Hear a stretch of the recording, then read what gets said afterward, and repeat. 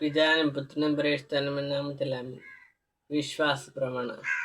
സർവശക്തനായ പിതാവായ ആകാശത്തിന് ഭൂമിയുടെ സൃഷ്ടാവായ ദൈവത്തിന്റെ ആശയത്തിന് അവിടുത്തെ പുത്രൻ ഞങ്ങളുടെ കർത്താവേ ഈശോ മിശിഹായുടെ ആശയത്തിന് പരിശുദ്ധാത്മാവിനെ ഗർഭസ്നാക്കനികാമറായത്തമ്മ പൊന്തിയോസ് പിലാത്തോസ് ചക്രവർത്തി പീഡകൾ സഹിച്ചു കുരിശിത്തറകോട് മറ്റേടകൂടെ പാതാളങ്ങൾ മാറ്റേട്ടമാണെന്നാലായത് സ്രോഗത്തിലേക്ക് എഴുന്നള്ള സർവശക്തിയുള്ള പിതാവ് ദൈവത്തിൻ്റെ വലുത് പാത്തിരിക്കുന്ന അവിടുന്ന് ജീവിക്കുന്നവരെ മരിച്ചനെ വിളിക്കുന്നവരെ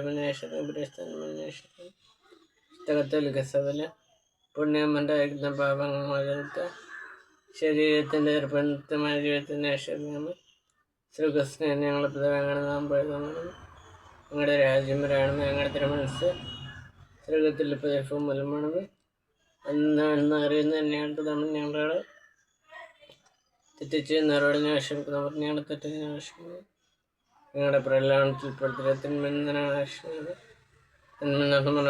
കർത്താങ്ങളുടെ സ്ത്രീകളിൽ അങ്ങ് അനുഗ്രഹിക്കപ്പെട്ടവളാണ് ഞങ്ങളുടെ തിരുവചനത്തിലുമായി ഈശോ അനുഗ്രഹിക്കപ്പെട്ടതാണ് പരിശുദ്ധ പറയുമ്പോൾ തമ്പുരാൻ്റെ പ്രാപികളായി ഞങ്ങൾക്ക് പോഴാണ് മരണസമയത്ത് തമ്പുരാനയുടെ പേശനുമായി ബൈബിൾ വാക്യം.